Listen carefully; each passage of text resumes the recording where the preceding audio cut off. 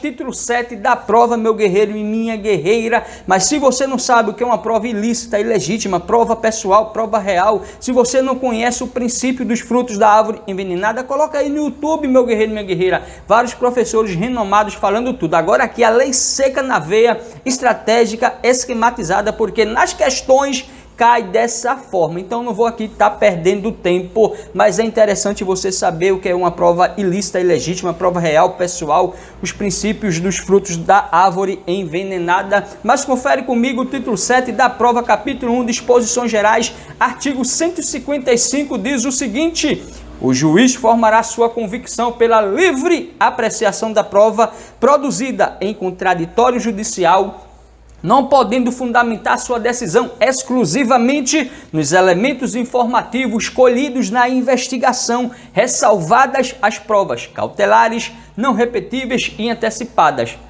Despenco nas provas. Recapitulando, o juiz formará sua convicção pela livre apreciação da prova produzida em contraditório judicial, não podendo fundamentar sua decisão exclusivamente nos elementos informativos colhidos na investigação, ressalvadas as provas cautelares, não repetíveis e antecipadas. O parágrafo único: somente quanto ao estado das pessoas serão observadas as restrições estabelecidas na Lei Civil. Decora o artigo 155. O artigo 156 também é outro que despenca nas provas. Diz o seguinte: a prova da alegação incumbirá a quem a fizer, sendo, porém, facultada ao juiz de ofício, inciso 1, ordenar mesmo antes de iniciar a ação penal a produção antecipada de provas consideradas urgentes e relevantes, observando a necessidade, adequação e proporcionalidade da medida. O inciso 2,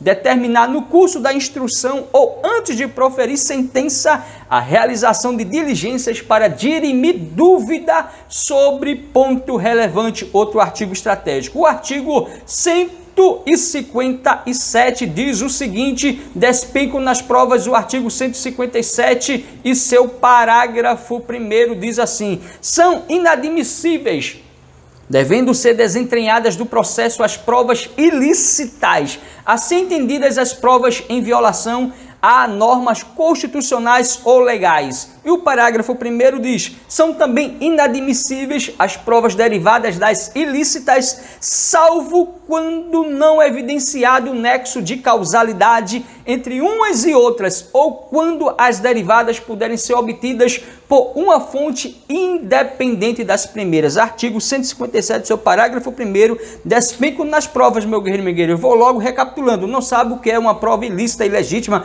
prova real, pessoal, princípios do frutos da árvore envenenada, vá estudar porque também é estratégico. Mas é aqui, letra da lei, que cai na prova, na maioria das questões, meu guerreiro e minha guerreira. O parágrafo 2º diz o seguinte: considera-se fonte independente aquela que por si só, seguindo os trâmites típicos e de praxe próprios da investigação ou instrução criminal, seria capaz de conduzir ao fato objeto da prova. Outro estratégico. O parágrafo 3º preclusa a decisão de desentranhamento da prova declarada inadmissível. Esta será inutilizada por decisão judicial facultativa às partes a acompanhar um incidente. E o parágrafo 5º, que é a atualização em 2019 pelo pacote anticrime, diz o seguinte: o juiz que conhecer do conteúdo da prova declarada inadmissível não poderá proferir a sentença ou acordo. Você já sabe que a princípio esse parágrafo 5º está suspenso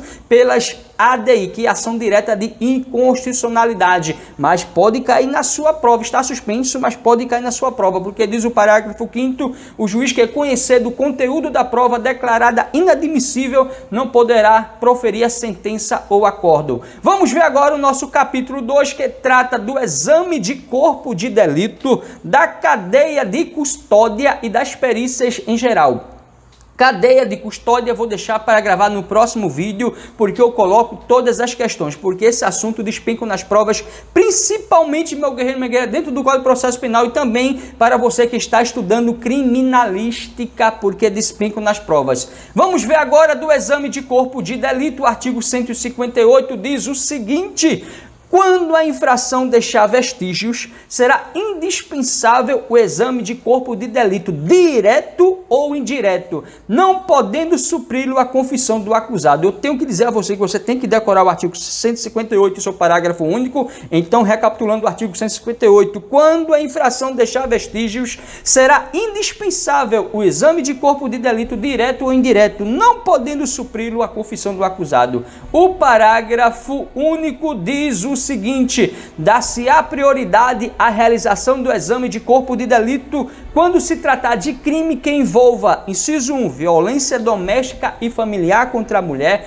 inciso 2, violência contra criança, adolescente, idoso ou pessoa com deficiência. Então você já sabe, quando a infração deixar vestígios, será indispensável o exame de corpo de delito, direto ou indireto, não podendo supri-lo a confissão do acusado. Parágrafo único, dá-se-á a prioridade à realização do exame de corpo de delito quando se tratar de crime que envolva violência doméstica e familiar contra a mulher, violência contra criança, adolescente, idoso ou pessoa com deficiência. Confere aí comigo, meu guerreiro e minha guerreira, cadeia de custódia, da cadeia de custódia, artigo 158A do nosso Código de Processo Penal diz o seguinte: considera-se cadeia de custódia o conjunto de todos os procedimentos utilizados para manter e documentar a história cronológica do vestígio coletado em locais ou em vítimas de crimes para rastrear sua posse e manuseio a partir de seu conhecimento até o descarte, incluído aí pela lei número 13.964 de 2019, trazida aí pelo nosso pacote conhecido, pacote anticrime. Confere, meu guerreiro e minha guerreira, o parágrafo 1º diz o seguinte: o início da cadeia de custódia dá-se com a preservação do local de crime ou com procedimentos policiais ou periciais nos quais seja detectada a existência de vestígio. O parágrafo 2º, o agente público que reconhecer um elemento como de potencial interesse para a produção da prova pericial fica responsável por sua preservação. O parágrafo 3º diz o seguinte: estratégico, guarde na mente, vestígio é todo objeto ou material bruto, visível ou latente, constatado ou recolhido que se relaciona à infração penal. Então você já sabe que vestígio é todo objeto ou material bruto, visível ou latente, constatado ou recolhido que se relaciona à infração penal. Confere agora comigo de forma estratégica esquematizada as 10 etapas da cadeia de custódia. Primeira etapa, reconhecimento. Segunda, isolamento. Terceira, fixação.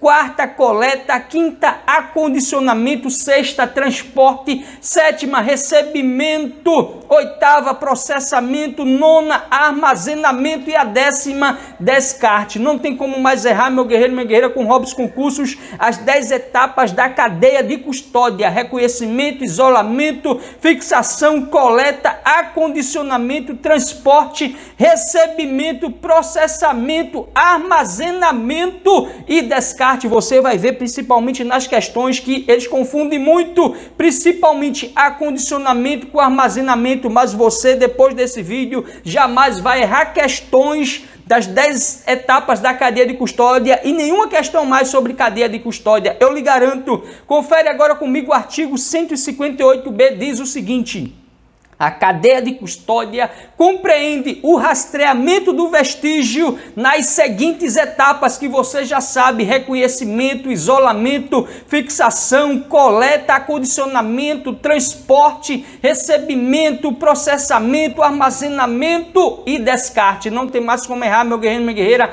A cadeia de custódia compreende o rastreamento do vestígio nas seguintes etapas. São 10 etapas. reconhecimento, isolamento, fixação, coleta, acondicionamento, transporte, recebimento, processamento, armazenamento e descarte, força e honra. O descarte é a 10ª etapa da nossa cadeia de custódia. Confere agora comigo, meu guerreiro e minha guerreira. A primeira etapa da cadeia de custódia é o reconhecimento. Diz o seguinte, o inciso 1º: ato de distinguir um elemento como de potencial interesse para a produção da prova pericial. Vamos à segunda etapa da cadeia de custódia: isolamento, ato de evitar que se altere o estado das coisas, devendo isolar e preservar um ambiente imediato, mediato e relacionado aos vestígios e local de crime. Guarde bem aí o isolamento, segunda etapa. Terceira etapa da cadeia de custódia, a fixação. Guarde bem a fixação, que é a descrição detalhada do vestígio conforme se encontra no local de crime ou no corpo de delito e a sua posição na área de exames, podendo ser ilustrada por fotografias, filmagens ou croquis, sendo indispensável a sua descrição no laudo pericial produzido pelo perito responsável pelo atendimento. Vamos ver agora a quarta etapa: a coleta, ato de recolher o vestígio que será submetido à análise pericial, respeitando suas características e natureza. Vamos ver agora a quinta etapa, acondicionamento. Agora aqui despencam nas provas. Vamos ver para promotor, delegado, meu guerreiro, minha guerreira. Caiu na última prova para escrivão da Polícia Federal que eu fiz, mas devido às lambanças do Sebrasp me deixou de fora, mas faz parte do jogo. Acondicionamento diz o seguinte: procedimento por meio do qual cada vestígio coletado é embalado de forma individualizada. Guarde bem, forma individualizada, você já relaciona aí acondicionamento de acordo com suas características físicas, químicas e biológicas, para posterior análise com anotação da data, hora e nome de quem realizou a coleta e o acondicionamento estratégico. Decore esse acondicionamento. Vamos ver agora a sexta etapa, transporte. Ato de transferir o vestígio de um local para o outro, utilizando as condições adequadas, embalagens, veículos, temperatura, entre outras, de modo a garantir a manutenção de suas características originais, bem como o controle de sua posse. Vamos ver agora a sétima etapa, recebimento. Ato formal de transferência da posse do vestígio, que deve ser documentado com, no mínimo, informações referentes ao número de procedimento e unidade de polícia judiciária relacionada ao local de origem, nome de quem transportou o vestígio, código de rastreamento, natureza do exame, tipo do vestígio, protocolo, assinatura e identificação de quem o recebeu. Vamos ver agora a oitava etapa da cadeia de custódia, processamento, exame pericial em si, manipulação do vestígio de acordo com a metodologia adequada às suas características biológicas, físicas e químicas, a fim de se obter o resultado desejado, que deverá ser formalizado em laudo produzido por perito. Vamos ver a nossa nona etapa da cadeia de custódia, armazenamento, também despencam nas provas. Procedimento referente à guarda em condições adequadas do material a ser processado, guardado para realização de contraperícia. Já guarde aí a palavrinha-chave, falou em contraperícia, você já relaciona aí armazenamento, descartado ou transportado com vinculação ao número do laudo correspondente. Guarde bem o armazenamento. E a nossa décima etapa e última etapa da nossa cadeia de custódia, porque despenco nas provas a cadeia de custódia, meu guerreiro, minha guerreira, principalmente nas carreiras policiais, nas matérias de criminalística, despenco nas provas. Guarde bem todas as etapas, tudo sobre cadeia de custódia. Última etapa, décima, descarte, procedimento referente a liberação do vestígio, respeitando a legislação vigente e, quando pertinente, mediante autorização judicial. Você vai ver nas questões daqui a pouco que é o decoreba dentro da cadeia de custódia, eles trocam uma etapa pela outra, o nome ele inverte e pergunta a você o conceito. Então guarde bem, reveja esse vídeo, assista ele várias vezes, porque vai ficar na sua mente, meu guerreiro, minha guerreira. Então falou em descarte, procedimento referente à liberação do vestígio, respeitando a legislação vigente e, quando pertinente, mediante autorização judicial, força em honra. Vamos ver agora o nosso artigo 158C, diz o seguinte: a coleta dos vestígios deverá ser realizada preferencialmente por perito oficial, que dará o encaminhamento necessário para a central de custódia, mesmo quando for necessária a realização de exames complementares, meu guerreiro, minha guerreira. Vamos ver agora o nosso parágrafo 1º, diz o seguinte do artigo: todos os vestígios coletados no decurso do inquérito ou processo devem ser tratados como descritos nesta lei, ficando órgão central de perícia oficial de natureza criminal responsável por detalhar a forma do seu cumprimento. O parágrafo 2º despenca nas provas. Vamos ver daqui a pouco, caiu para delegado de polícia. É proibida a entrada em locais isolados, bem como a remoção de quaisquer vestígios de locais de crime antes da liberação por parte do perito responsável, sendo tipificada como fraude processual a sua realização. Guarde bem, caiu para delegado esse parágrafo 2º. Artigo 158D. O recipiente para acondicionamento do vestígio será determinado pela natureza do material. Vamos ver agora o parágrafo 1º. Todos os recipientes deverão ser selados com lacres com numeração individualizada, de forma a garantir a inviolabilidade e a idoneidade do vestígio durante o transporte. O parágrafo 2º, o recipiente deverá individualizar o vestígio, preservar suas características, impedir contaminação e vazamento, ter grau de resistência adequado e espaço para registro de informações sobre seu conteúdo.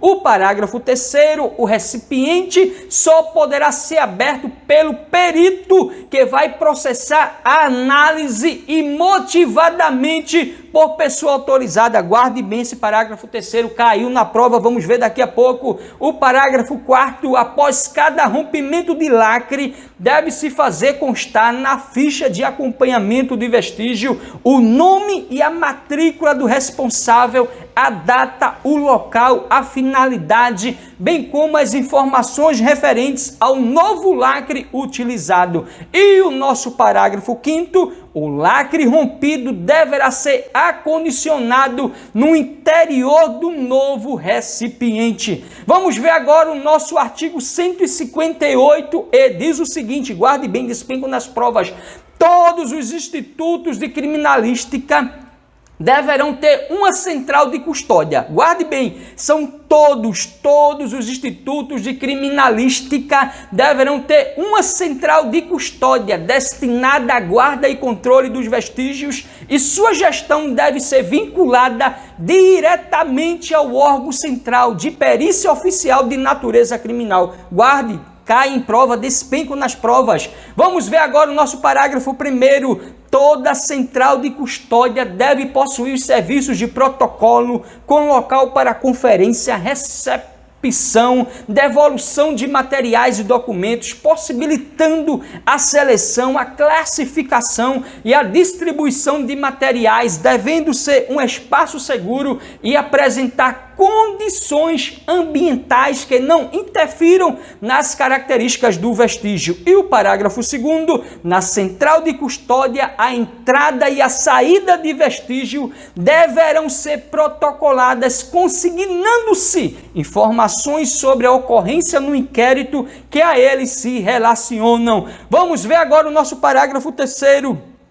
Todas as pessoas que tiverem acesso ao vestígio armazenado deverão ser identificadas e deverão ser registradas a data e a hora do acesso. O parágrafo 4º, por ocasião da tramitação do vestígio armazenado, todas as ações deverão ser registradas, consignando-se a identificação do responsável pela tramitação, a destinação, a data e o horário da ação. Vamos agora ao nosso último artigo, artigo 158F, isso mesmo, artigo 158F diz o seguinte: após a realização da perícia, o material deverá ser devolvido à central de custódia, devendo nela permanecer. Cai em prova, você vai ver, caiu para delegado de polícia. Guarde bem o último artigo, artigo 158F da nossa cadeia de custódia.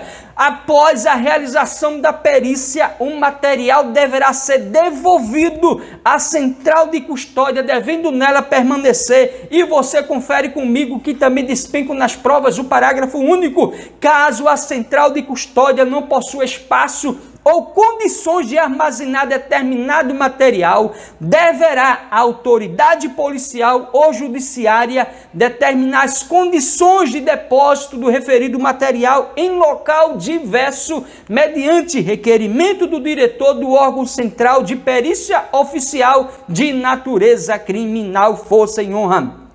Meu guerreiro e minha guerreira, vamos ver agora 12 questões estratégicas esquematizadas, a maioria tudo de 2021, para mostrar a você como uma cadeia de custódia trazida pelo pacote anticrime estratégico está despencando nas provas, carreiras policiais, disciplina de criminalística. Então, com Robson Concursos aqui, vamos ver todas essas questões estratégicas e esquematizadas. Tá gostando? Se inscreve no canal, deixa o seu joinha, compartilha esse vídeo para alcançar milhares de vidas que estão precisando.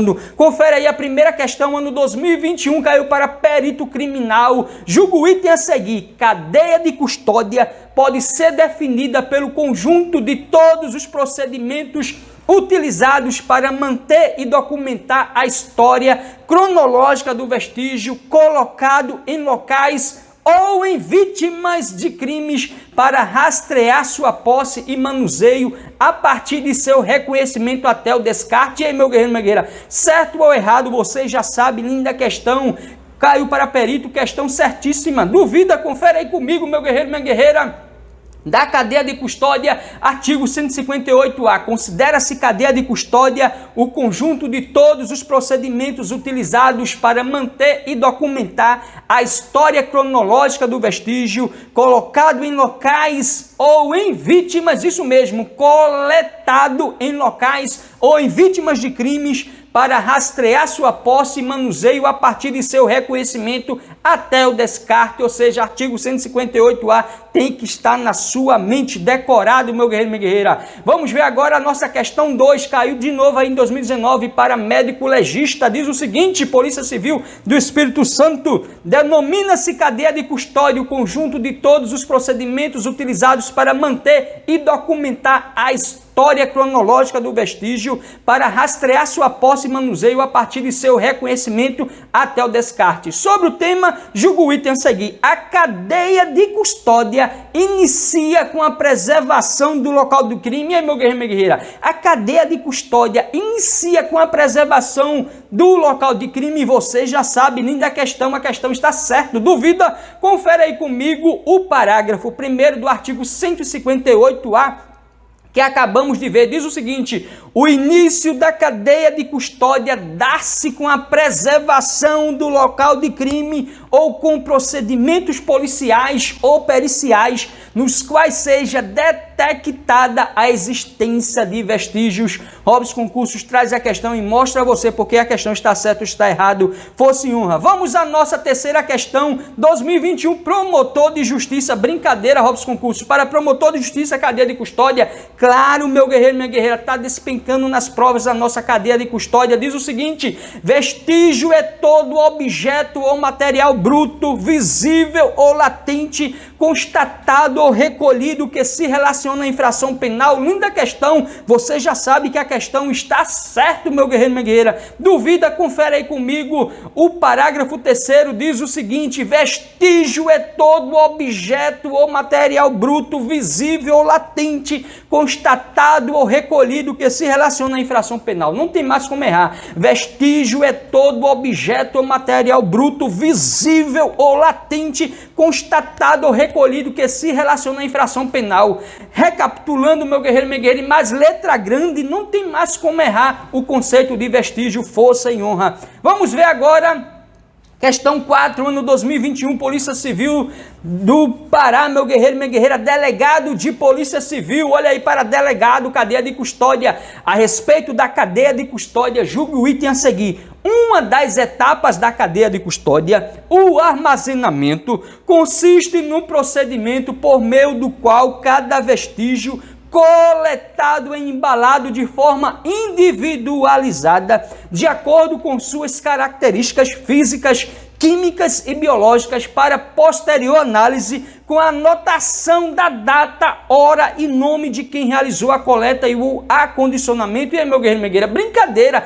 No final da questão já disse que era acondicionamento, mas lá no comecinho falou que era armazenamento. Você não vai cair nessa pegadinha, meu guerreiro, minha guerreira, você já sabe, a questão está errada, porque ele trocou ali que o certo era para ser acondicionamento. O que foi que ele disse que era armazenamento? Não, é acondicionamento, não caia nessa pegadinha. Guarde bem os dois conceitos, confere aí comigo, meu guerreiro, minha guerreira, daqui a pouco mais uma questão, 2021, escrivão de Polícia Federal. Eu fiz essa questão no dia, meu guerreiro, minha guerreira, acertei. Eu era hoje para estar nas próximas etapas aí da Polícia Federal, mas o Sebrasp fez as grandes lambanças mais uma vez, mas faz parte do jogo. A gente fica triste de um lado, mas busca a força do outro e continua labutando, e agora para delegado da Polícia da Paraíba. Então caiu aí para escrivão de Polícia Federal, acertei, porque cadeia de custódia eu estava estudando, estou estudando e continuo estudando. Diz aí, armazenamento consiste no procedimento de embalar de forma individualizada cada vestígio coletado de acordo com suas características físicas, químicas e biológicas para análise posterior. Essa questão aqui já foi mais inteligente, ele não colocou no finalzinho ali, meu nobre guerreiro, meu nobre guerreira, acondicionamento. Já para delegado, colocou para facilitar a sua vida e minha vida. Agora Aqui você tinha que se lembrar da palavra-chave, porque o correto aqui, meu guerreiro, minha guerreira, a questão está errada, porque o correto seria acondicionamento. Eu já lhe disse, guarde bem, de forma individualizada, você já liga a acondicionamento. Agora, se ele colocar a literalidade, meu guerreiro, minha guerreira, do conceito de acondicionamento, no finalzinho, acondicionamento, como aconteceu na questão que resolvemos para delegado, fica fácil, mas aqui ele tirou, né? Para complicar a minha vida e a sua vida, mas você vai ficar ligado de forma individualizada, você já liga acondicionamento, força e honra. Então vamos ver aqui a nossa questão 6, promotor de justiça, de novo, delegado, escrivão da Polícia Federal, que veio mais complexa do que para delegado, e agora promotor de justiça. Vamos ver aqui como diz a questão sobre a cadeia de custódia, julgo o item a seguir. Armazenamento é o procedimento referente à guarda em condições adequadas do material a ser processado, guardado para realização de contraperícia, descartado ou transportado com vínculo ao número do laudo correspondente. Eu lhe disse, fique ligado aqui, meu guerreiro, minha guerreira, na palavrinha de contraperícia. Certo ou errado essa questão, você já sabe, questão certíssimo. Então, quando falar em armazenamento, você já liga lá na palavrinha, realização de contraperícia, armazenamento. Então, fique ligado aqui, está certíssimo o conceito de armazenamento. Caiu para promotor de justiça. Vamos ver agora mais uma questão, promotor de justiça. Coleta é o procedimento por meio do qual cada vestígio é embalado de forma individualizada. Você já sabe que a questão está errada, porque individualizada, você já liga, meu guerreiro e minha guerreira, ao conceito. Não é coleta aqui. Então, de acordo com suas características físicas, químicas e biológicas, para posterior análise com anotação da data, hora e nome de quem realizou o ato, você já sabe que a questão está errada, porque ali não é coleta, ali é acondicionamento. Então, falou de forma individualizada, acondicionamento, meu nobre guerreiro, minha nobre guerreira. Não tem como errar aqui com Robson Concurso. Olha aí, promotor de justiça, tentando complicar a sua vida e a minha vida, mas nós aqui vamos aprender tudo sobre cadeia de custódia, vai ficar na mente, se esquecer, vamos rever esse vídeo várias vezes, que eu duvido errar, porque olha como cai em prova, eu lhe mostrando aqui para delegado, juiz, promotor, escrivão da Polícia Federal. Confere aí comigo, minha guerreira, a quinta etapa da cadeia de custódia, acondicionamento, para você jamais errar de hoje por diante nas provas. Acondicionamento, procedimento por meio do qual cada vestígio coletado é embalado de forma individualizada. Então, falou de forma individualizada, você já liga acondicionamento. Acondicionamento, procedimento por meio do qual cada vestígio coletado é embalado de forma individualizada, de acordo com suas características físicas, químicas e biológicas, para posterior análise com a anotação da data, hora e nome de quem realizou a coleta e o acondicionamento. Vamos ver agora a nona etapa, que trata do armazenamento, meu guerreiro e minha guerreira. Armazenamento, procedimento referente à guarda em condições adequadas do material a ser processado, guardado para a realização de quê? De contraperícia. Falou em guardado para a realização de contraperícia, é armazenamento. Descartado ou transportado com vinculação ao número do laudo correspondente. Então não tem mais como errar. Falou em armazenamento,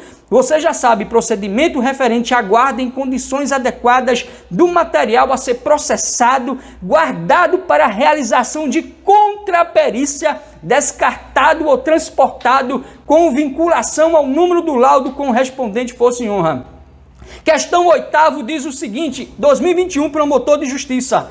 Isolamento é o ato de evitar que se altere o estado das coisas, devendo isolar e preservar um ambiente imediato e relacionado aos vestígios e local de crime. Certo ou errado, você já sabe. Que linda questão para promotor, certíssimo. Confere agora comigo a segunda etapa da cadeia de custódia. Isolamento, ato de evitar que se altere o estado das coisas, devendo isolar e preservar um ambiente imediato e relacionado aos vestígios e local de crime, fosse em honra. Vamos ver agora a nossa nona questão, questão 9, ano 2021, promotor de justiça. Descarte é o procedimento referente à liberação do vestígio, respeitando a legislação vigente e, quando pertinente, mediante autorização judicial. Certo ou errado, você já sabe. Linda questão, certíssimo. Aqui está o conceito pleno de descarte. Confere agora comigo a 10ª etapa da cadeia de custódia e a última, descarte. Procedimento referente à liberação do vestígio, respeitando a legislação vigente e, quando pertinente, mediante autorização judicial, meu guerreiro e minha guerreira. Confere aí comigo a 10ª questão, ano 2021, delegado de Polícia Civil. É proibida a entrada em locais isolados, bem como a remoção de quaisquer vestígios de locais de crime antes da liberação por parte do perito responsável, sendo tipificada como fraude processual sua realização. Certo ou errado? Linda questão, você já sabe, certíssima questão. Confere agora comigo porque a questão está certa. O parágrafo 2º do artigo 158C diz o seguinte: é proibida a entrada em locais isolados, bem como a remoção de quaisquer vestígios de locais de crime antes da liberação por parte do perito responsável, sendo tipificada como fraude processual a sua realização. Força e honra, traduzindo e assertiva da nossa questão. Vamos para a nossa questão 11, em 2021, delegado de polícia diz o seguinte: o recipiente para acondicionamento do vestígio será determinado pela natureza do material e só poderá ser aberto pelo perito que vai proceder à análise pela autoridade policial e motivadamente por pessoa autorizada. Certo ou errado, você já sabe que a questão está errada. Duvida? Confere agora comigo o parágrafo 3º do artigo 158D. o recipiente só poderá ser aberto pelo perito, que vai proceder a análise e motivadamente por pessoa autorizada. Então você já sabe que o recipiente só poderá ser aberto pelo perito, que vai proceder a análise e motivadamente por pessoa autorizada. Vamos para a nossa última questão, questão 12, delegado de polícia no 2021. Após a realização da perícia, o material deverá ser devolvido à central de custódia, devendo nela iniciar o procedimento de descarte. Brincadeira, você já sabe, a questão está errada, porque confere agora comigo o artigo 158F, o último artigo da nossa cadeia de custódia, diz o seguinte: após a realização da perícia, o material deverá ser devolvido à central de custódia, devendo nela permanecer. Então guarde bem, após a realização da perícia, o material deverá ser devolvido à central de custódia, devendo nela permanecer. Meu nobre guerreiro, minha nobre guerreira, vamos fazer agora uma análise desse mapa mental de todos os capítulos da prova dentro do nosso Código de Processo Penal. Já acabamos de estudar as disposições gerais do exame de corpo de delito e da cadeia de custódia, com várias questões estratégicas e esquematizadas. E agora vamos estudar do interrogatório do acusado, da confissão, do ofendido, das testemunhas, do reconhecimento de pessoas e coisas, da cariação, dos documentos, dos indícios e o nosso último capítulo da busca e da apreensão. Meu nobre guerreiro, minha nobre guerreira, tudo estratégico e esquematizado. Confere agora comigo o artigo 159 do nosso Código de Processo Penal, que diz o seguinte: o exame de corpo de delito e outras perícias serão realizados por perito oficial portador de diploma de curso superior. O parágrafo 1º, na falta de perito oficial, o exame será realizado por 2 pessoas idôneas, portadoras de diploma de curso superior, preferencialmente na área específica, dentre as que tiverem habilitação técnica relacionada com a natureza do exame. O parágrafo 2º, os peritos não oficiais prestarão o compromisso de bem fielmente desempenhar o encargo. Parágrafo 3º, serão facultadas ao Ministério Público, ao assistente de acusação, ao ofendido, ao querelante e ao acusado a formulação de quesitos e indicação de assistente técnico. Parágrafo 4º. O assistente técnico atuará a partir de sua admissão pelo juiz e após a conclusão dos exames e elaboração do laudo pelos peritos oficiais, sendo as partes intimadas desta decisão.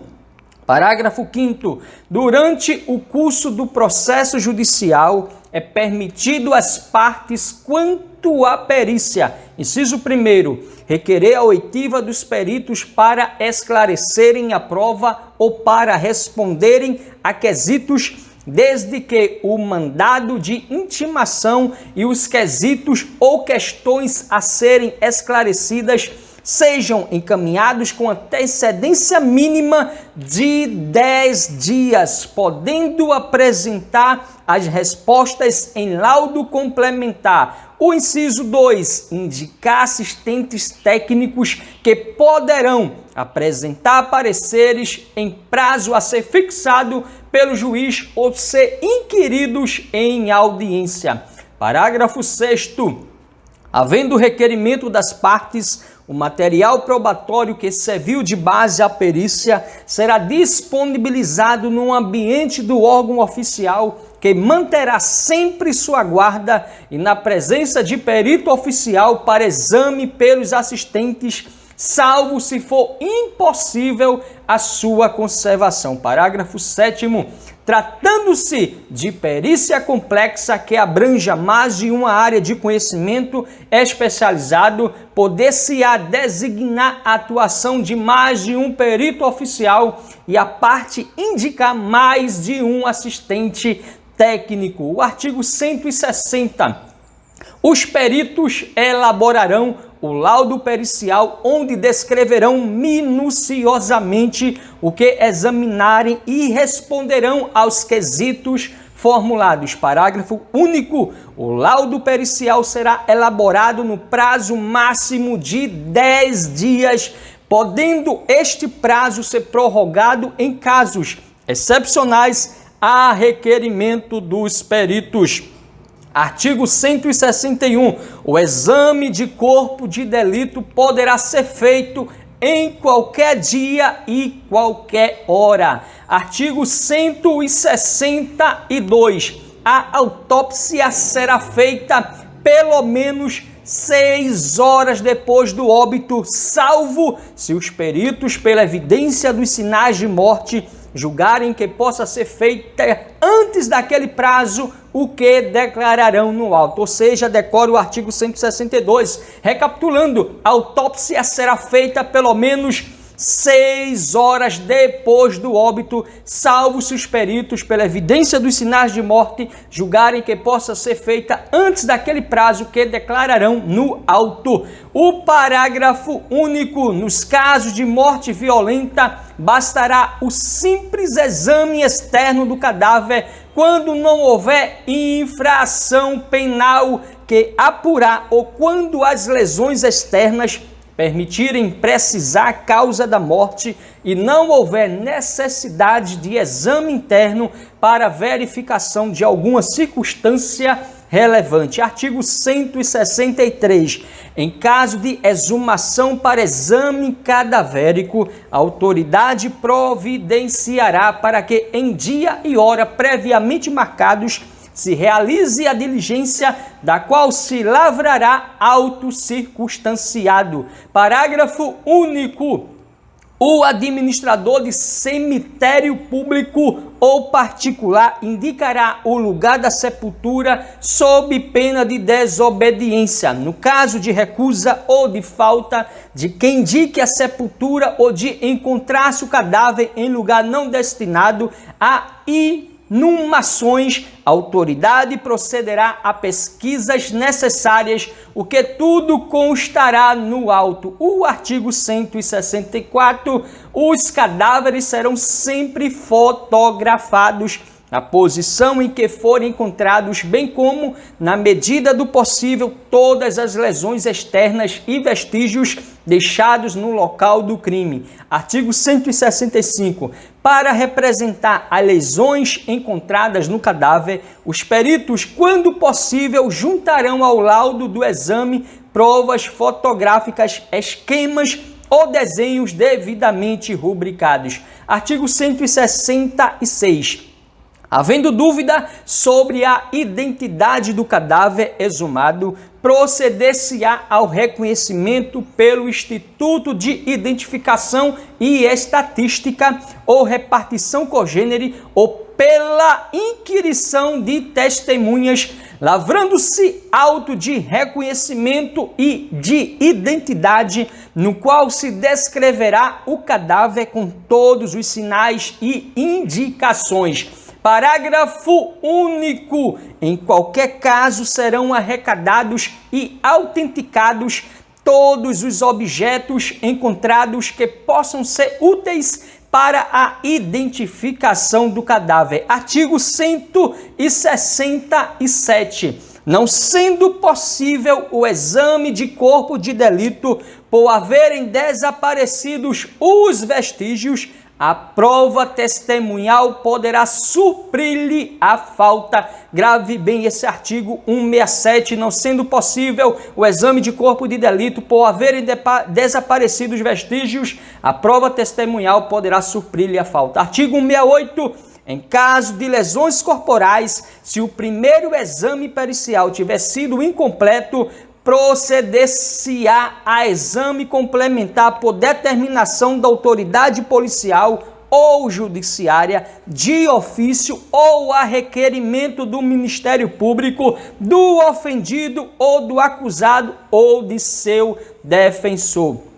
Parágrafo 1º. No exame complementar, os peritos terão presente o auto de corpo de delito, a fim de suprir-lhe a deficiência ou retificá-lo. O parágrafo 2º, se o exame tiver por fim precisar e classificação do delito no artigo 129, parágrafo 1º, inciso 1º do Código Penal, que eu já trouxe aqui para você, que trata lá das lesões corporais, que você já sabe que tem a lesão corporal. O parágrafo 1º trata da lesão corporal grave, o parágrafo 2º gravíssima, segundo a doutrina, e esse inciso, incapacidade para as ocupações habituais por mais de 30 dias, deverá ser feito logo que decorra o prazo de 30 dias contado da data do crime. Ou seja, meu guerreiro, minha guerreira, não precisa eu lhe dizer que você deve decorar esse parágrafo 2º, porque é estratégico para a sua prova, porque nos remete ao Código Penal e você tem que estar na sua mente as lesões corporais grave, gravíssima, na mente fosse honra. Se o exame tiver por fim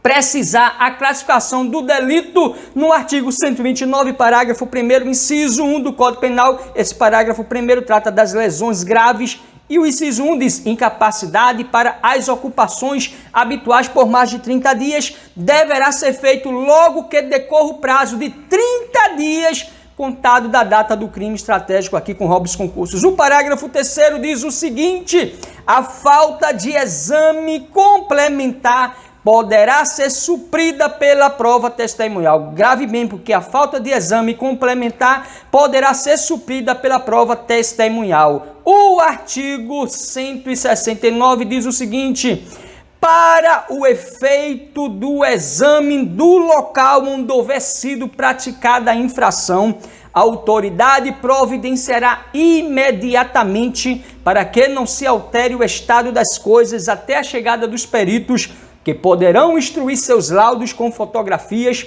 desenhos ou esquemas elucidativos. Parágrafo único.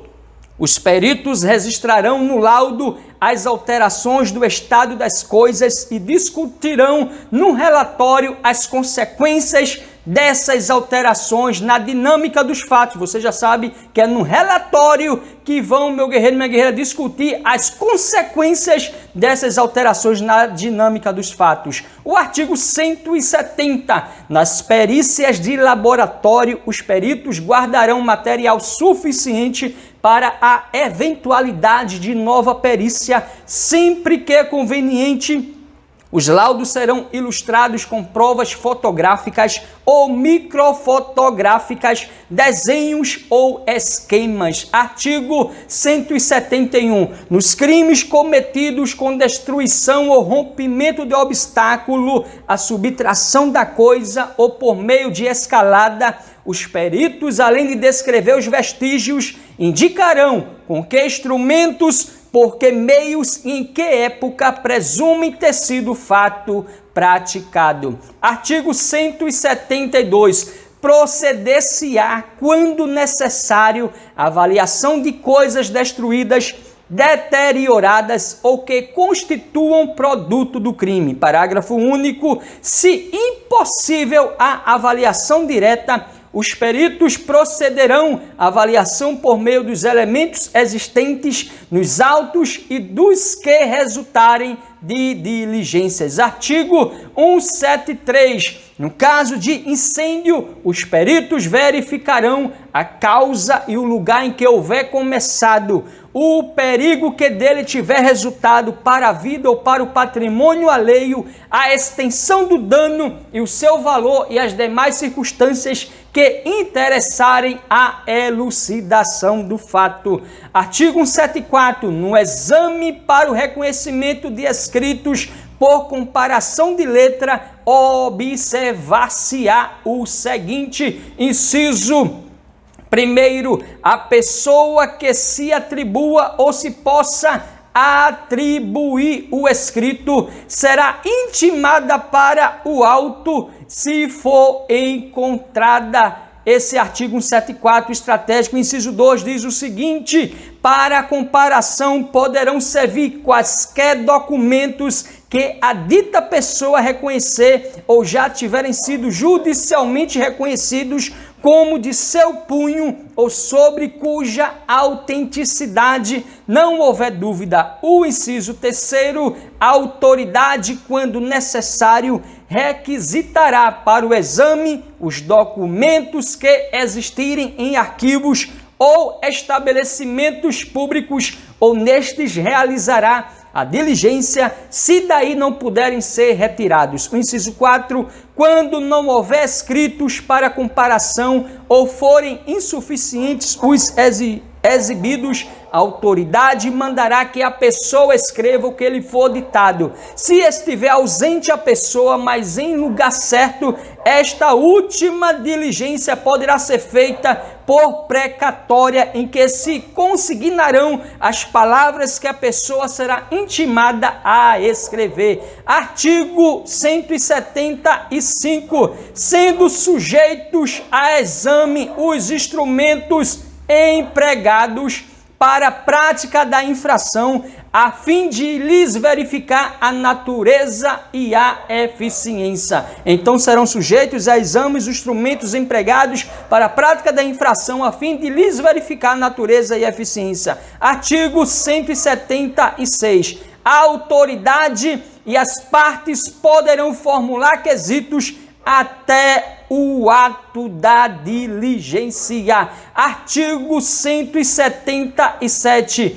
No exame por precatória, a nomeação dos peritos far-se-á no juízo deprecado, havendo, porém, no caso de ação privada, acordo das partes, essa nomeação poderá ser feita pelo juiz deprecante. Parágrafo único. Os quesitos do juiz e das partes serão transcritos na precatória. Artigo 178. No caso do artigo 159, o exame será requisitado pela autoridade ao diretor da repartição, juntando-se ao processo laudo assinado pelos peritos. Artigo 179, no caso do parágrafo 1º do artigo 159, o escrivão lavrará o auto respectivo, que será assinado pelos peritos e se presenta ao exame também pela autoridade. Parágrafo único. No caso do artigo 160, parágrafo único, o laudo que poderá ser datilografado será subscrito e rubricado em suas folhas por todos os peritos. Artigo 180. Se houver divergência entre os peritos, serão consignadas no auto do exame as declarações e respostas de um e de outro, ou cada um redigirá separadamente o seu laudo e a autoridade nomeará um terceiro. Se este divergir de ambos, a autoridade poderá mandar proceder a novo exame por outros peritos. Eu tenho que dizer que esse artigo 180 você deve decorar, então decore. Artigo 181. No caso de inobservância de formalidades, ou no caso de omissões, obscuridades ou contradições, a autoridade judiciária mandará suprir a formalidade, complementar ou esclarecer o laudo. Parágrafo único. A autoridade poderá também ordenar que se proceda a novo exame por outros peritos, se julgar conveniente. Artigo 182. O juiz não ficará adstrito ao laudo, podendo aceitá-lo ou rejeitá-lo no todo ou em parte. Ou seja, meu guerreiro, minha guerreira, o artigo 182 estratégico, porque diz que o juiz não ficará adstrito ao laudo, podendo aceitá-lo ou rejeitá-lo no todo ou em parte. Artigo 183.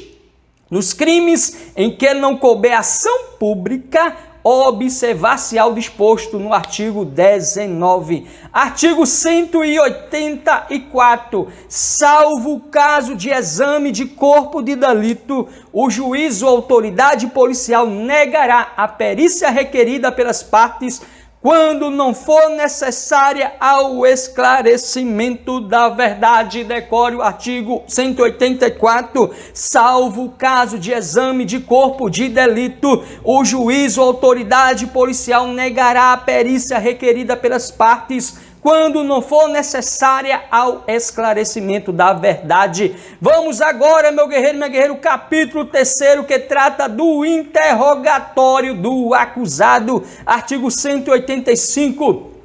O acusado que comparecer perante a autoridade judiciária no curso do processo penal será qualificado e interrogado na presença de seu defensor constituído ou nomeado. Parágrafo 1º. O interrogatório do réu preso será realizado em cela própria no estabelecimento em que estiver recolhido, desde que estejam garantidas a segurança do juiz, do membro do Ministério Público e dos auxiliares, bem como a presença do defensor e da publicidade do ato. Parágrafo 2º. Excepcionalmente, o juiz, por decisão fundamentada de ofício ou a requerimento das partes, poderá realizar um interrogatório do réu preso por sistema de videoconferência ou outro recurso tecnológico de transmissão de sons e imagens em tempo real, desde que a medida seja necessária para atender a uma das seguintes finalidades. Inciso 1º, prevenir risco à segurança pública quando exista fundada suspeita de que o preso integre organização criminosa ou de que, por outra razão, possa fugir durante o deslocamento. Inciso 2, viabilizar a participação do réu no referido ato processual quando haja relevante dificuldade para seu comparecimento em juízo por enfermidade ou outra circunstância pessoal. Inciso 3, impedir a influência do réu no ânimo de testemunha ou da vítima, desde que não seja possível colher o depoimento destas por videoconferência nos termos do artigo 217 deste Código. E o inciso 4, responder à gravíssima questão de ordem pública. O parágrafo 3º da decisão que determinar a realização de interrogatório por videoconferência, as partes serão intimadas com 10 dias de antecedência. Aguarde esses 10 dias, meu guerreiro, minha guerreira, porque diz que da decisão que determinar a realização de interrogatório por videoconferência, as partes serão intimadas com 10 dias de antecedência. O parágrafo 4º, antes do interrogatório por videoconferência, o preso poderá acompanhar pelo mesmo sistema tecnológico a realização de todos os atos da audiência única de instrução e julgamento de que tratam nos artigos 400, 411 e 531 deste Código. O parágrafo 5º, em qualquer modalidade de interrogatório, o juiz garantirá ao réu o direito de entrevista prévia e reservada com seu defensor, se realizado por videoconferência. Fica também garantido o acesso a canais telefônicos reservados para comunicação entre o defensor que esteja no presídio e o advogado presente na sala de audiência do fórum e entre este e o preso. Parágrafo 6º.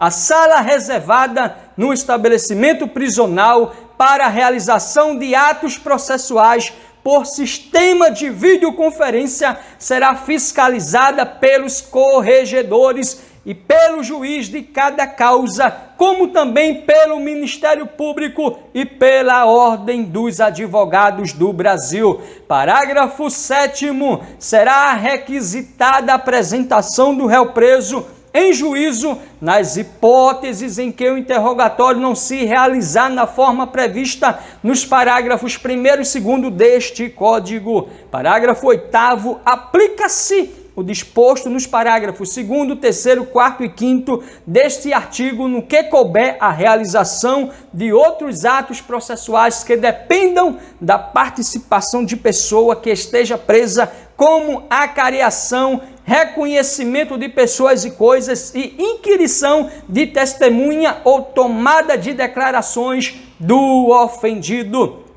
Parágrafo 9º. Na hipótese do parágrafo 8º deste artigo, fica garantido o acompanhamento do ato processual pelo acusado e seu defensor. Parágrafo 10. Do interrogatório deverá constar a informação sobre a existência de filhos, respectivas idades e se possuem alguma deficiência e o nome e o contato de eventual responsável pelos cuidados dos filhos indicado pela pessoa presa.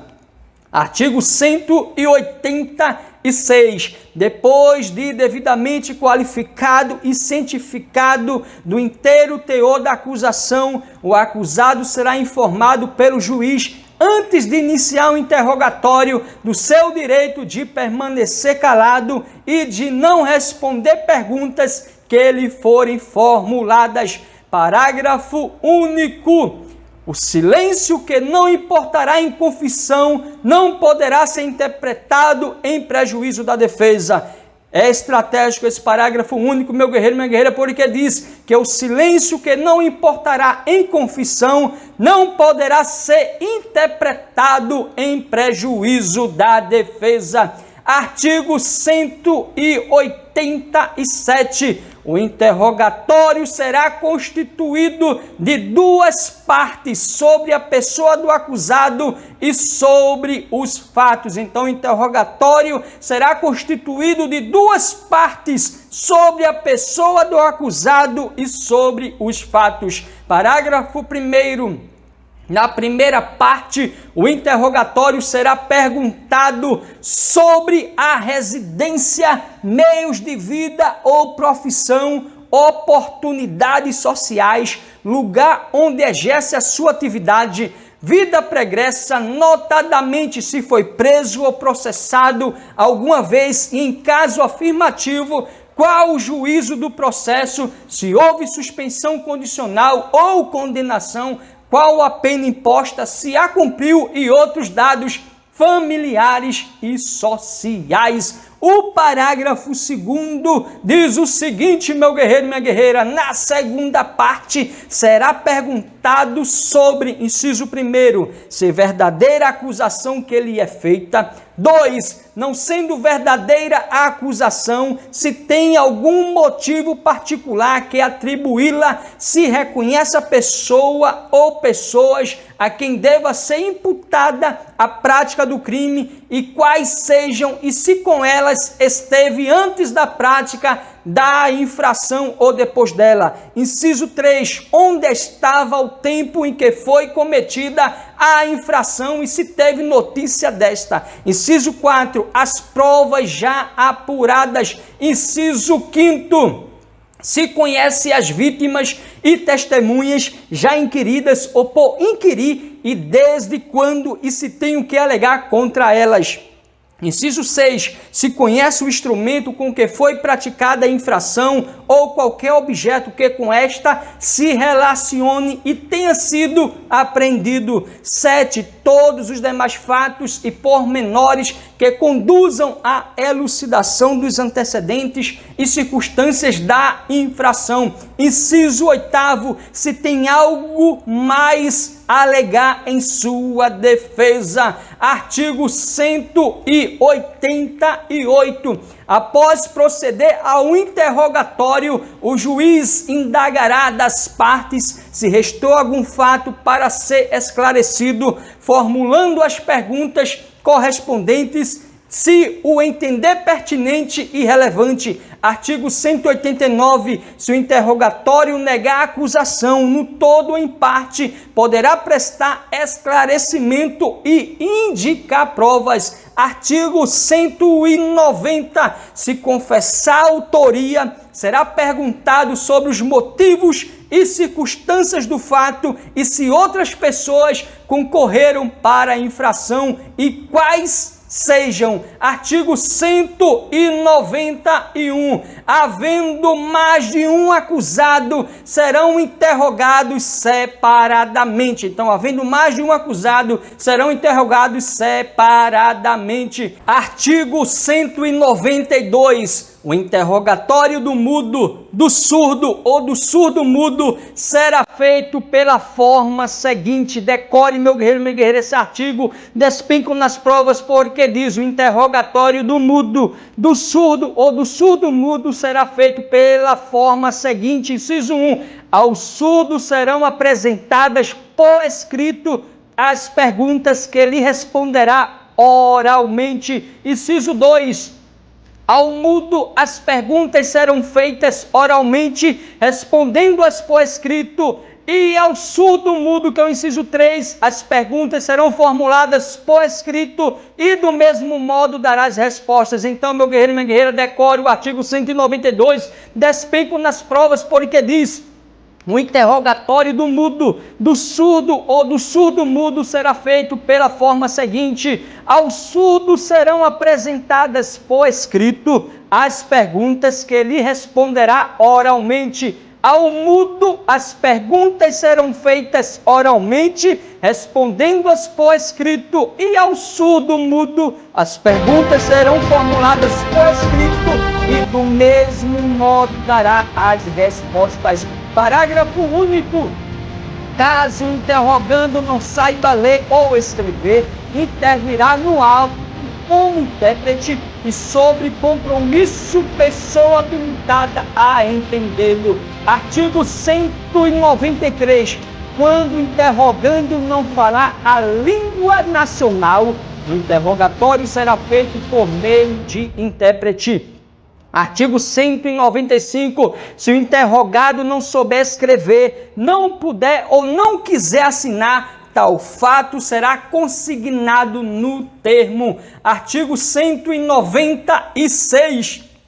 A todo tempo, o juiz poderá proceder a novo interrogatório de ofício ou a pedido fundamentado de qualquer das partes. Meu guerreiro e minha guerreira, vamos ver agora o capítulo 4, que trata da confissão. Eu sei que é chato, meu guerreiro e minha guerreira, mas é lei seca, você tem que pegar os pontos principais, colocar na mente, e no dia da sua prova você gabaritar a tão sonhada aprovação, a tão sonhada prova que vai mudar a sua história e a sua vida. É assim mesmo, das provas é grande, é chato, por isso que muitas pessoas se dão mal, porque não tem a paciência. Aproveita esse vídeo, meu guerreiro e minha guerreira, com letras grandes, fundo mais preto, para cansar menos a vista, porque você vai gabaritar no dia da sua prova, das provas. Capítulo 4 da confissão, artigo 197. O valor da confissão se aferirá pelos critérios adotados para os outros elementos de prova, e para sua apreciação o juiz deverá confrontá-la com as demais provas do processo, verificando se entre ela e estas existe compatibilidade ou concordância. Artigo 198. O silêncio do acusado não importará a confissão, mas poderá constituir elemento para a formação do convencimento do juiz. Meu guerreiro, minha guerreira, decore o artigo 198. O silêncio do acusado não importará a confissão, mas poderá constituir elemento para a formação do convencimento do juiz. Força e honra. Artigo 199. A confissão, quando feita fora do interrogatório, será tomada por termo nos autos, observado o disposto no artigo 195. Artigo 200. A confissão será divisível e retratável sem prejuízo do livre convencimento do juiz, fundado no exame das provas em conjunto. Então você já sabe, artigo 200 na veia: a confissão será divisível e retratável sem prejuízo do livre convencimento do juiz, fundado no exame das provas em conjunto. Vamos ver agora o capítulo 5 do ofendido. Das provas são 250, vamos até o artigo 250, vibrando. Capítulo 5 do ofendido, artigo 201, diz o seguinte: sempre que possível, O ofendido será qualificado e perguntado sobre as circunstâncias da infração, quem seja ou presuma ser o seu autor, as provas que possa indicar, tomando-se por termo as suas declarações. O parágrafo 1º, se intimado para esse fim, deixar de comparecer sem motivo justo, o ofendido poderá ser conduzido à presença da autoridade. O parágrafo 2º, o ofendido será comunicado dos autos processuais relativos ao ingresso e à saída do acusado da prisão, a designação de data para audiência e a sentença e respectivos acórdãos que a mantenham ou modifiquem. Parágrafo 3º, as comunicações ao ofendido deverão ser feitas no endereço por ele indicado, admitindo-se por opção do ofendido o uso de meio eletrônico. O parágrafo 4º, antes do início da audiência e durante a sua realização, será reservado espaço separado para o ofendido. Parágrafo 5º, se o juiz entender necessário, poderá encaminhar o ofendido para atendimento multidisciplinar, especialmente nas áreas psicossocial, de assistência jurídica e de saúde, às expensas do ofensor ou do Estado. Parágrafo 6º, o juiz tomará as providências necessárias à preservação da intimidade, vida privada, honra e imagem do ofendido, podendo inclusive determinar o segredo de justiça em relação aos dados, depoimentos e outras informações constantes dos autos a seu respeito, para evitar sua exposição aos meios de comunicação. O capítulo 6º trata das testemunhas, artigo 202. Toda pessoa poderá ser testemunha. Guarde bem, toda pessoa poderá ser testemunha, meu guerreiro, minha guerreira. Toda pessoa poderá ser testemunha, mas nunca esqueça disso, que toda pessoa poderá ser testemunha. Artigo 203.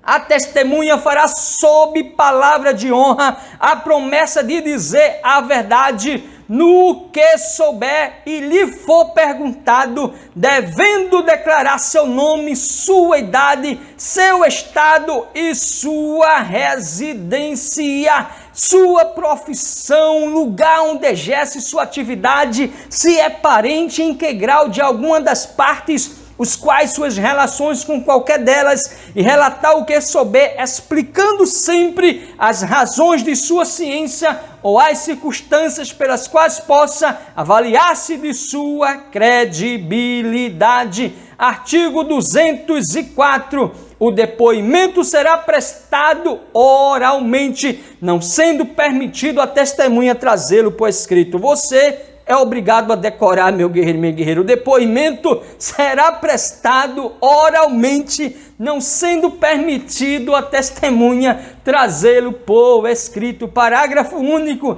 Não será vedada a testemunha, entretanto, breve consulta a apontamentos. Artigo 205. Se ocorrer dúvida sobre a identidade da testemunha, o juiz procederá à verificação pelos meios ao seu alcance, podendo, entretanto, tomar-lhes o depoimento desde logo. O artigo 206.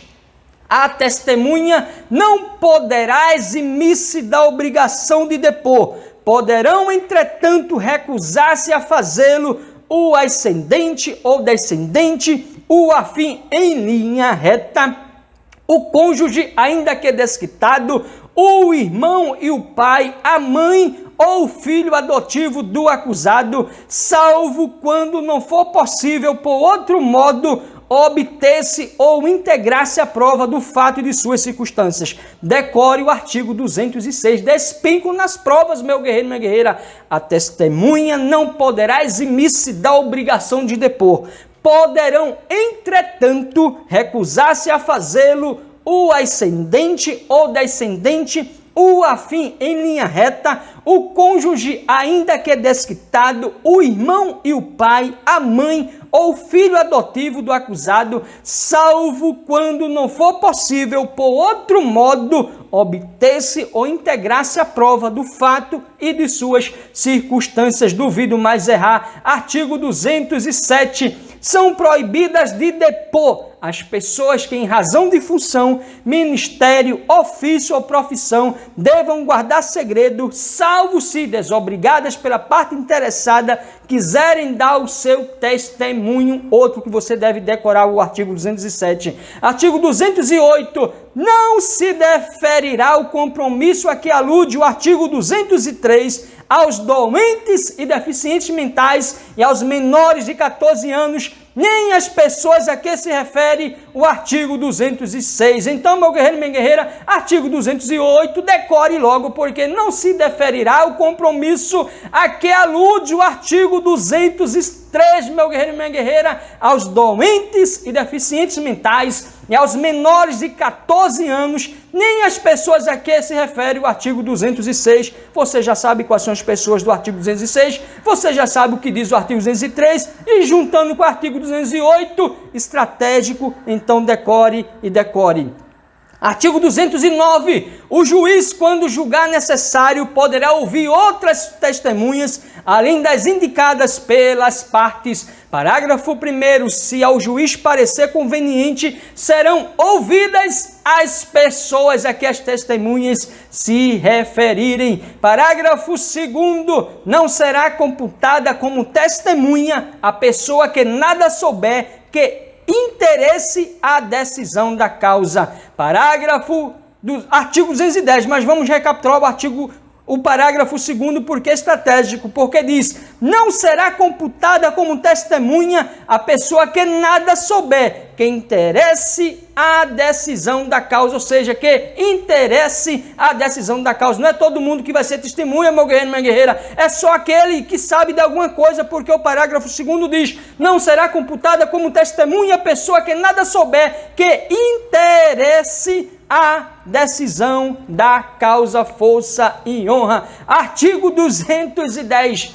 As testemunhas serão inquiridas, cada uma de per si, de modo que umas não saibam nem ouçam os depoimentos das outras, devendo o juiz adverti-las das penas cominadas ao falso testemunho. Parágrafo único. Antes do início da audiência e durante a sua realização, serão reservados espaços separados para a garantia da incomunicabilidade das testemunhas. Artigo 211. Se o juiz, ao pronunciar a sentença final, reconhecer que alguma testemunha fez afirmação falsa, calou ou negou a verdade, remeterá cópia do depoimento à autoridade policial para instauração de inquérito. Parágrafo único. Tendo o depoimento sido prestado em plenário de julgamento, o juiz, no caso de proferir decisão na audiência, artigo 538, parágrafo 2º, o tribunal, artigo 561, ou o conselho de sentença, após a votação dos quesitos, poderão apresentar imediatamente a testemunha à autoridade policial. Artigo 212.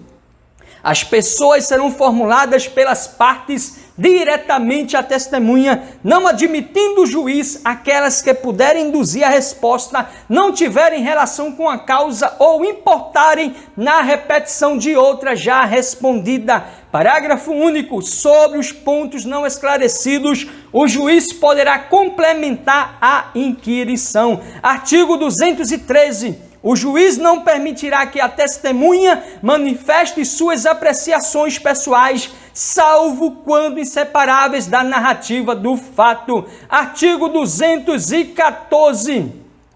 Antes de iniciado o depoimento, as partes poderão contraditar a testemunha ou arguir circunstâncias ou defeitos que a tornem suspeita de parcialidade ou indigna de fé. O juiz fará consignar a contradita ou arguição e a resposta da testemunha, mas só excluirá a testemunha ou não lhe deferirá compromisso nos casos previstos nos artigos 207 e 208. Artigo 215. Na redação do depoimento, o juiz deverá cingir-se tanto quanto possível às expressões usadas pelas testemunhas, reproduzindo fielmente as suas frases.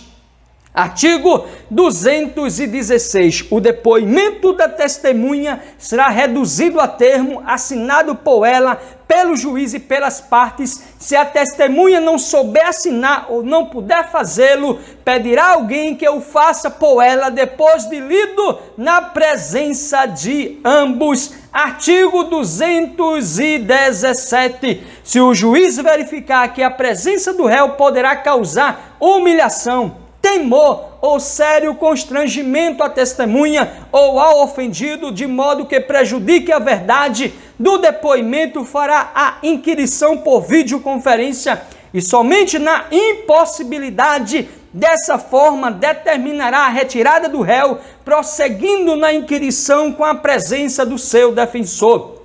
Parágrafo único. A adoção de qualquer das medidas previstas no caput deste artigo deverá constar do termo, assim como os motivos que a determinaram. Artigo 218. Se regularmente intimada, a testemunha deixar de comparecer sem motivo justificado, o juiz poderá requisitar a autoridade policial a sua apresentação ou determinar seja conduzida por oficial de justiça, que poderá solicitar o auxílio da força pública. Artigo 219. O juiz poderá aplicar à testemunha faltosa a multa prevista no artigo 453, sem prejuízo do processo penal por crime de desobediência e condená-la ao pagamento das custas da diligência. Artigo 220.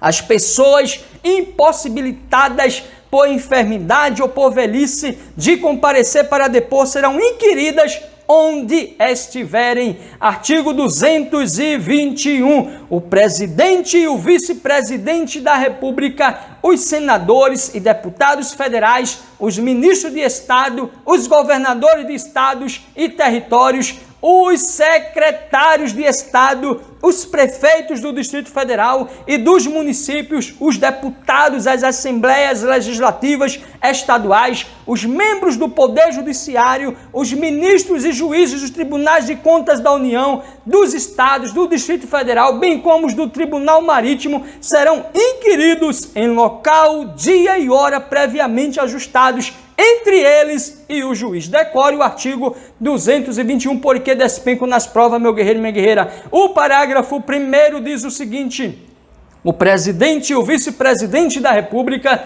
os presidentes do Senado Federal, da Câmara dos Deputados e do Supremo Tribunal Federal poderão optar pela prestação de depoimento por escrito. Guarde bem, não são todos do rol do artigo, somente aqui o parágrafo 1º diz: o presidente e o vice-presidente da República, os presidentes do Senado Federal, da Câmara dos Deputados e do Supremo Tribunal Federal poderão optar pela prestação de depoimento por escrito, caso em que as perguntas formuladas pelas partes e deferidas pelo juiz lhes serão transmitidas por ofício. Somente os presidentes, meu guerreiro e minha guerreira, e o vice-presidente da República. O parágrafo 2º, os militares deverão ser requisitados à autoridade superior. Guarde bem, somente o presidente e o vice-presidente da República, o presidente do Senado Federal, da Câmara dos Deputados, do Supremo Tribunal Federal, é que poderão optar pela prestação de depoimentos por escrito,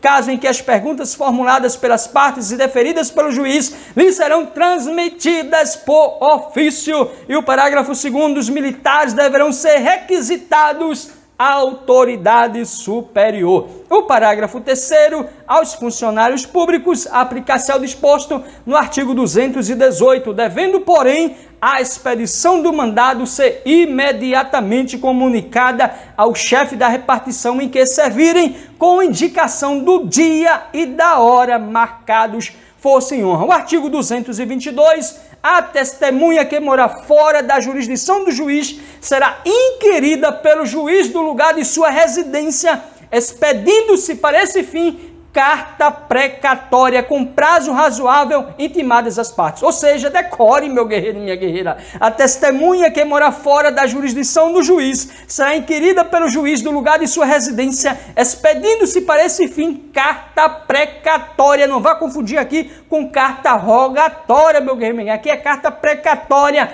com prazo razoável intimadas as partes. O parágrafo 1º, a expedição da precatória não suspenderá a instrução criminal.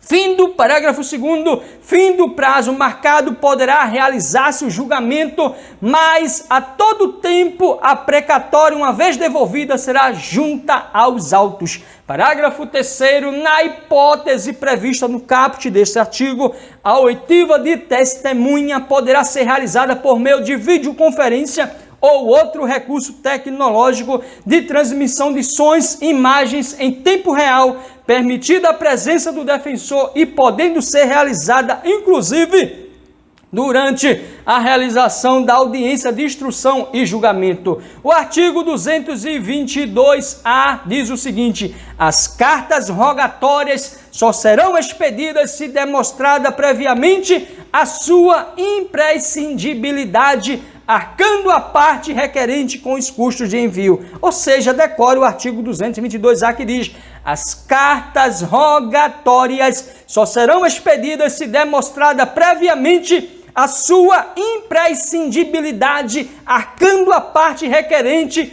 com os custos de envio. Parágrafo único. Aplica-se às cartas rogatórias o disposto nos parágrafos 1º e 2º do artigo 222 deste Código. Artigo 223. Quando a testemunha não conhecer a língua nacional, será nomeado intérprete para traduzir as perguntas e respostas. Parágrafo único. Tratando-se de mudo, surdo ou surdo-mudo, proceder-se-á na conformidade do artigo 192, que eu disse a você, decore porque é estratégico, porque lá trata de mudo, surdo e surdo-mudo. Artigo 224, as testemunhas comunicarão ao juiz dentro de 1 ano qualquer mudança de residência, sujeitando-se pela simples omissão às penas do não comparecimento. Artigo 225. Se qualquer testemunha houver de ausentar-se ou por enfermidade ou por velhice, inspirar receio de que ao tempo da instrução criminal já não exista, o juiz poderá, de ofício ou a requerimento de qualquer das partes, tomar-lhe antecipadamente o depoimento, fosse em honra. Então, meu guerreiro e minha guerreira, o capítulo das testemunhas é grande porque é estratégico e despencam nas provas, principalmente as carreiras policiais, o cargo de delegado de polícia. Vamos ver agora o capítulo 7º, que trata aqui do reconhecimento de pessoas e coisas, fosse em honra. Artigo 226 diz o seguinte: quando houver necessidade de fazer-se o reconhecimento de pessoa, proceder-se-á pela seguinte forma: inciso 1, a pessoa que tiver de fazer o reconhecimento será convidada a descrever a pessoa que deva ser reconhecida. 2, a pessoa cujo reconhecimento se pretender será colocada, se possível, ao lado de outras que com ela tiverem qualquer semelhança, convidando-se quem tiver de fazer o reconhecimento a apontá-la. Inciso 3º, se houver razão para recear que a pessoa chamada para o reconhecimento por efeito de intimidação ou outra influência não diga a verdade em face da pessoa que deve ser reconhecida, a autoridade providenciará para que esta não veja aquela. O inciso 4, do ato de reconhecimento lavrar-se-á auto pormenorizado, subscrito pela autoridade, pela pessoa chamada para proceder ao reconhecimento e por 2 testemunhas presenciais. Parágrafo único. O disposto no inciso 3 deste artigo não terá aplicação na fase da instrução criminal ou em plenário de julgamento. Então você vai lá, recorda aí o inciso 3º, meu guerreiro, minha guerreira, porque o parágrafo único nos faz remeter a ele. O artigo 227.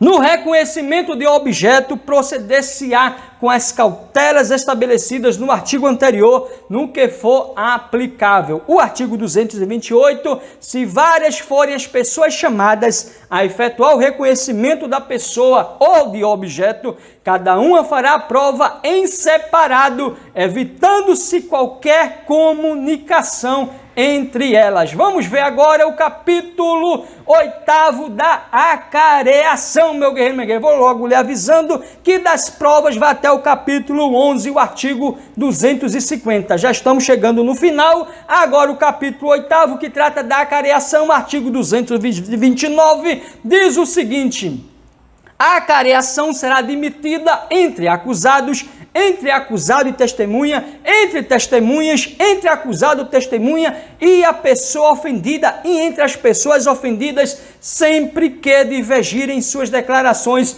sobre fatos ou circunstâncias relevantes. Ou seja, decore o artigo 229, que diz o seguinte: a acareação será admitida entre acusados, entre acusado e testemunha, entre testemunhas, entre acusado ou testemunha e a pessoa ofendida, e entre as pessoas ofendidas, sempre que divergirem suas declarações sobre fatos ou circunstâncias relevantes. O parágrafo único: os acareados serão perguntados para que expliquem os pontos de divergências, reduzindo-se a termo o ato de acareação. O artigo 230, se ausente alguma testemunha cujas declarações diverjam das de outra, isso mesmo, se ausente alguma testemunha cujas declarações diverjam das de outra que esteja presente, a esta se darão a conhecer os pontos da divergência, consignando-se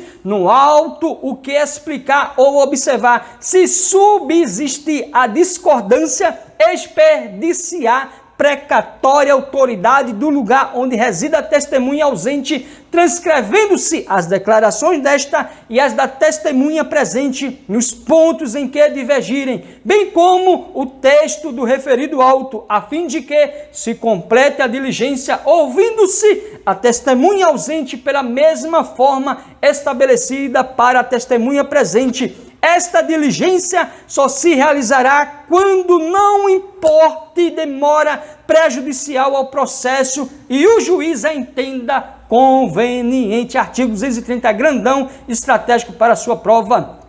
Capítulo 9 dos documentos, artigos 231. Salvo os casos expressos em lei, as partes poderão apresentar documentos em qualquer fase do processo. Artigo 232. Consideram-se documentos quaisquer escritos, instrumentos ou papéis públicos ou particulares. Ou seja, meu guerreiro, minha guerreira, consideram-se documentos quaisquer escritos, instrumentos ou papéis públicos ou particulares. O parágrafo único: a fotografia do documento devidamente autenticada se dará o mesmo valor do original. Guarde bem, a fotografia do documento devidamente autenticada se dará o mesmo valor do original. Artigo 233. As cartas particulares interceptadas ou obtidas por meios criminosos não serão admitidas em juízos. Parágrafo único. As cartas poderão ser exibidas em juízo pelo respectivo destinatário para a defesa de seu direito, ainda que não haja consentimento do signatário. Artigo 234. Se o juiz tiver notícia da existência de documento relativo a ponto relevante da acusação ou da defesa, providenciará, independentemente de requerimento de qualquer das partes, para sua juntada aos autos, se possível. Artigo 235. A letra e firma dos documentos particulares serão submetidas a exame pericial quando contestada a sua autenticidade. Artigo 236. os documentos em língua estrangeira, sem prejuízo de sua juntada imediata, serão, se necessário, traduzidos por tradutor público ou, na falta, por pessoa idônea nomeada pela autoridade. Artigo 237. As públicas formas só terão valor quando conferidas como original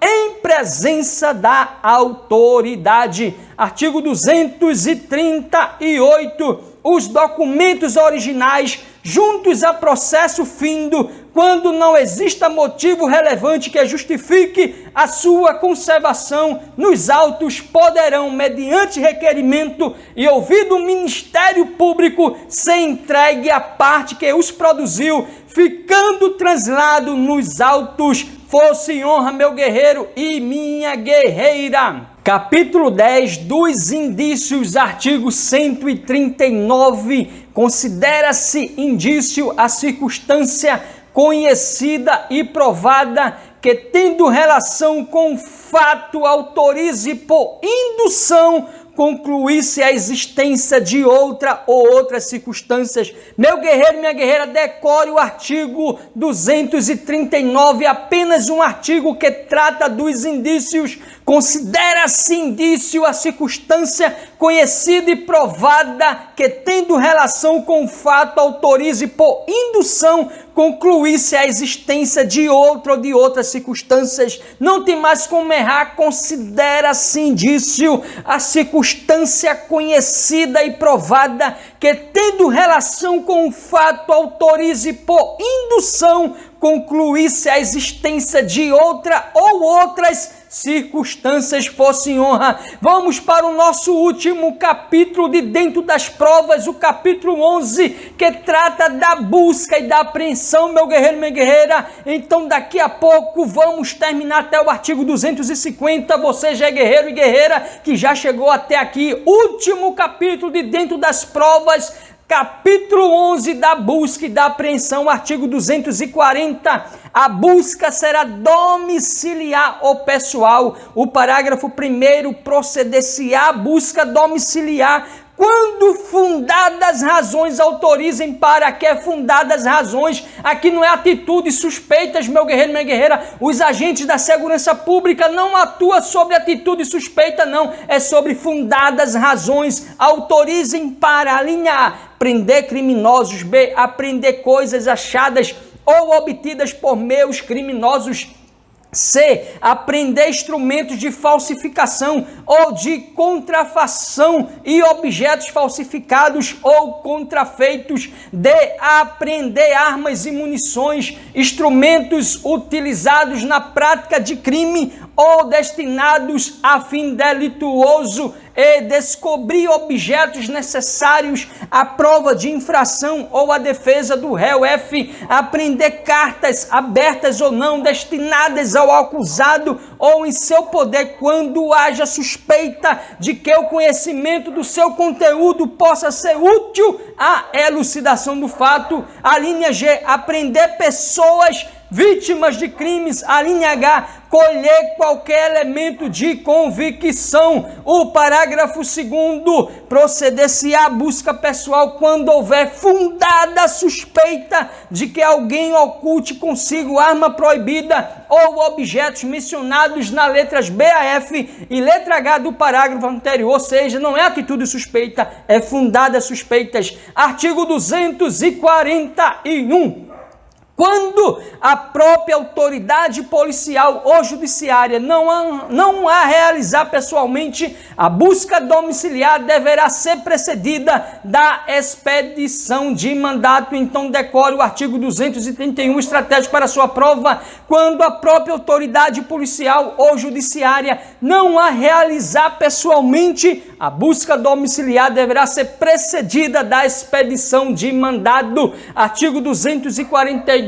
A busca poderá ser determinada de ofício ou a requerimento de qualquer das partes. Artigo 243. O mandado de busca deverá, inciso 1º, indicar o mais precisamente possível a casa em que será realizada a diligência e o nome do respectivo proprietário ou morador, ou, no caso de busca pessoal, o nome da pessoa que terá de sofrê-la ou sinais que a identifiquem. 2. Mencionar o motivo e os fins da diligência. 3. Ser subscrito pelo escrivão e assinado pela autoridade que o fizer expedir. Parágrafo 1º. Se houver ordem de prisão, constará do próprio texto do mandado de busca. Parágrafo 2º. Não será permitida a apreensão de documentos em poder do defensor do acusado, salvo quando constituir elemento do corpo de delito. Artigo 244. A busca pessoal independerá de mandado no caso de prisão ou quando houver fundada suspeita de que a pessoa esteja na posse de arma proibida ou de objetos ou papéis que constituam corpo de delito ou quando a medida for determinada no curso de busca domiciliar. Artigo 245. As buscas domiciliares serão executadas de dia, salvo se o morador consentir que se realizem à noite, e antes de penetrarem na casa, os executores mostrarão e lerão o mandado ao morador ou a quem o represente, intimando em seguida abre a porta. Então, meu guerreiro e minha guerreira, decore o artigo 245, porque vai cair na sua prova. As buscas domiciliares serão executadas de dia, salvo se o morador consentir que se realizem à noite. A regra é de dia. Agora, se o morador consentir, meu guerreiro e minha guerreira, você pode fazer a busca domiciliar à noite. E antes de penetrarem na casa, os executores mostrarão e lerão o mandado ao morador ou a quem o represente, intimando em seguida abre a porta. O parágrafo 1º, se a própria autoridade der a busca, declarará previamente sua qualidade e o objeto da diligência. Parágrafo 2º, em caso de desobediência, será arrombada a porta e forçada a entrada. Parágrafo 3º, recalcitrando o morador, será permitido o emprego de força contra coisas existentes no interior da casa para o descobrimento do que se procura. Parágrafo 4º, observar-se-á o disposto nos parágrafos 2º e 3º, quando ausentes os moradores, devendo neste caso ser intimado a assistir à diligência qualquer vizinho, se houver e estiver presente. Parágrafo 5º. Se é determinada pessoa ou coisa que se vai procurar, o morador será intimado a mostrá-la. Parágrafo 6º. Descoberta a pessoa ou coisa que se procura, será imediatamente apreendida e posta sob custódia da autoridade ou de seus agentes. Parágrafo 7º. Fim da diligência, os executores lavrarão auto circunstanciado, assinando com 2 testemunhas presenciais, sem prejuízo do disposto no parágrafo 4º. Artigo 246. Aplicar-se-á também o disposto no artigo anterior, quando se tiver de proceder à busca em compartimento habitado ou em aposento ocupado de habitação coletiva ou em compartimento não aberto ao público, onde alguém exercer profissão ou atividade.